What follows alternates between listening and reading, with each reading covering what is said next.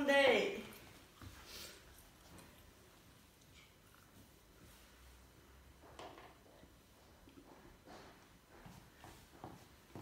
Cảm ơn em.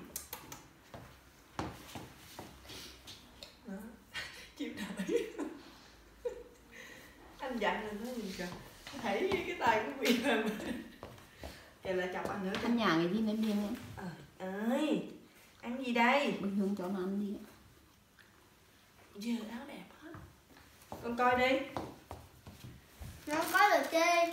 Coi đi, có mà. Không. Không có đâu. Không có được đi. Đi nè. Không có được chi gì hết. Đi nè mẹ. Không có.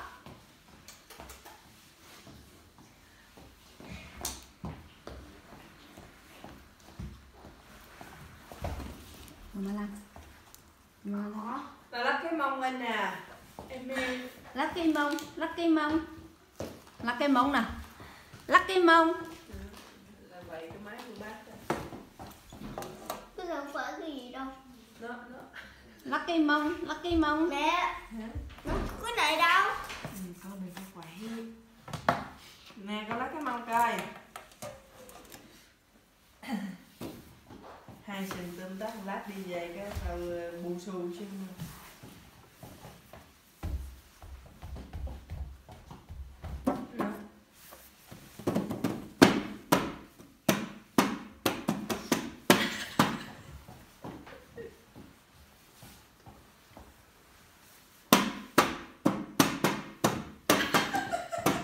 Lát coi dĩ trời.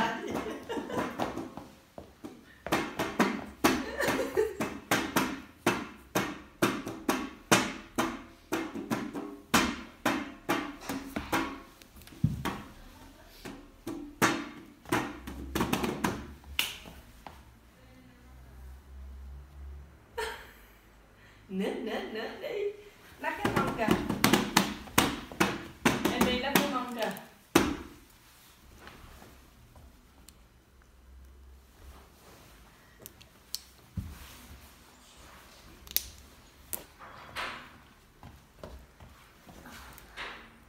Được rồi. Cái gì vậy? Quanh Trần đang gọi cái gì vậy Quy? Không bón gì đâu.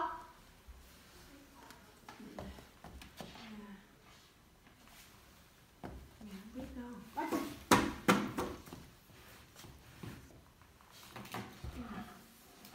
Thấy chưa? Sao cô gọi? Cô anh gọi à? Không biết rồi nó gọi. Cái này là gì vậy? Xíu chưa? Thôi ơi. Em mở được tivi đấy. Ghê đấy chưa? Giúp mông kìa em ơi. Em bé đến kia, lắc á.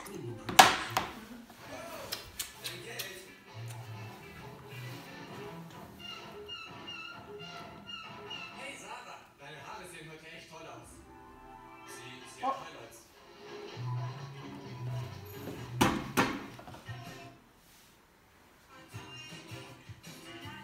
Gì? Lắc cái mông đó ai đâu Quy? Thấy chưa? Nữa nhảy lắc cái mông em đi. Nhảy kìa. Em kia nhảy kìa. Em đi, nhảy kìa.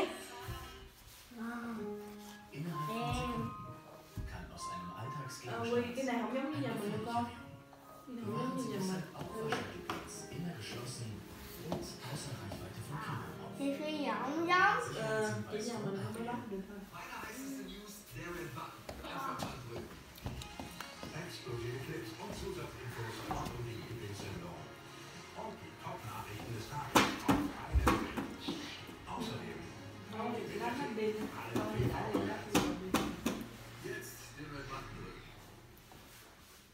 Ich überlege jedes Jahr sehr genau, wie ich mit Bangala wäre. Hôm nay thì Việt Nam rồi. Es wird so viele Ra đâu? Thì Việt Nam rồi. Jetzt komme ich davon, dass da hautnah zum Leben und sich zum ersten Mal auf dem Red Carpet Chưa lên đội. Nó không được đâu. Bây giờ bị hơi. Mình chưa mặc đồ á. Chưa. Hai mẹ con nghe Ly nói là chảy một phút cuốn lên rồi. der kommst du und dann gehen wir noch weiter. Ủa cái này là cái gì vậy? Thì tâm ơi. Trong hả?